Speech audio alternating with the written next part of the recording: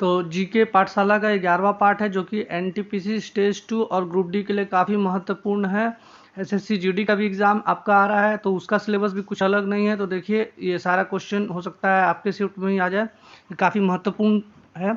तो पहला question start करते हैं, किस वायरस को साइलेंट वायरस कहा जाता है? तो किस वायरस को कहा जाता है? हेपेटाइटिस सी को साइलेंट वायरस कहा जाता है। भारत का पहला 3D प्रिंटेड हाउस किसने लॉन्च किया था? तो भारत का पहला 3D प्रिंटेड हाउस किसने लॉन्च किया था? तो निर्मला सीतारमण ने, निर्मला सीतारमण। आज का तीसरा क्वेश्चन है, इलेक्ट्रिक पंचायत पुरस्कार 2021 किस राज्य ने दूसरा स्थान प्राप्त किया है? तो किस राज्य ने दूसरा प्राप्त किया है? आसाम ने प्राप्त किया दूसरा, आसाम ने प्राप्त किया दूसरा। और पहला कौन किसने प्राप्त किया है? पहला प्राप्त करने वाला था उत्तर प्रदेश, पहला उत्तर प्रदेश ने प्राप्त किया। आज का चौथा क्वेश्चन है, बलवा नामक उपन्यास किस केंद्रीय मंत्री ने लिखा है? तो बलवा नामक के उपन्यास जो है मुख्तार अकबास नकवी जी के द्वारा लिखा गया है। आज का हमारा पांचवा क्वेश्चन है, 1965 में भारत पाक युद्ध के समय प्रधानमंत्री कौन थे? तो कौन थे उस समय? लाल बहादुर शास्त्री जी थे, लाल बहादुर शास्त्री जी। आज का छठा क्वेश्चन है, आरबीआई द्वारा छापा गया अब तक का सबसे बड़ा मूल्य वर्ग का नोट कौन सा है? तो कौन सा है? 10,000 का नोट है और ये ब्रिटिश साम्राज्य के समय छापा गया था। आज का सातवां क्वेश्चन, निम्नलिखित में से कौन सा भारत का पहला चंद्र मिशन था? तो पहला चंद्र मिशन भारत का चंद्रयान 1 था, Chandrayaan 1। Saha institute of nuclear physics कहाँ स्थित है? तो Saha institute of nuclear physics कहाँ स्थित है? यह है वेस्ट बंगाल में। और ये किसके नाम पर है? तो यह है किसके नाम पर? मेघनाथ साहा। आज का नवा क्वेश्चन है, शिक्षा का अधिकार कब मौलिक अधिकार बन गया था? तो शिक्षा का अधिकार मौलिक अधिकार बना था अप्रैल 2002, 86वें संविधान संशोधन के तहत। आज का 10वां क्वेश्चन है, निम्नलिखित में से किसकी खाद्य श्रृंखला में सबसे बड़ी जनसंख्या है? तो खाद्य श्रृंखला में सबसे बड़ी जनसंख्या डिकम्पोजर या अपघटक की है।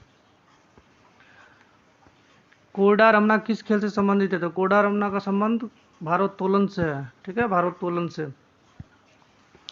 क्योटो जलवायु परिवर्तन सम्मेलन कब हुआ था? तो ये कब हुआ था? ये हुआ था दिसंबर 1997 में हुआ था, ठीक है, 1997।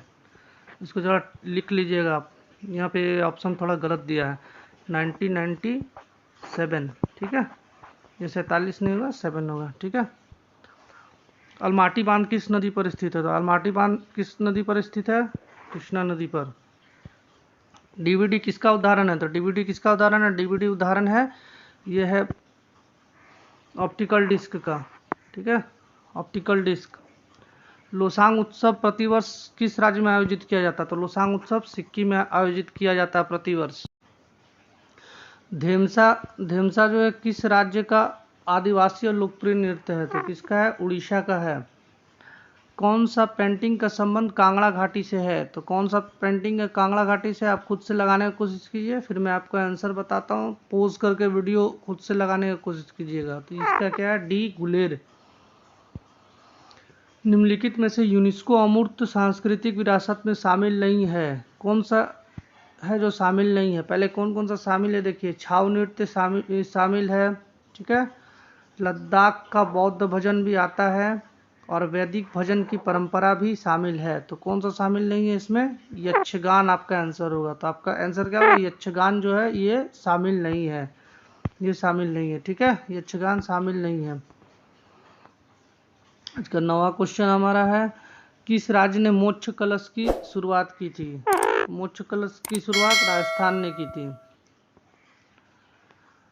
सेसा ऑर्किड अभ्यारण्य कहाँ स्थित है? तो सेसा ऑर्किड अभ्यारण्य कहाँ स्थित है? अरुणाचल प्रदेश में स्थित है।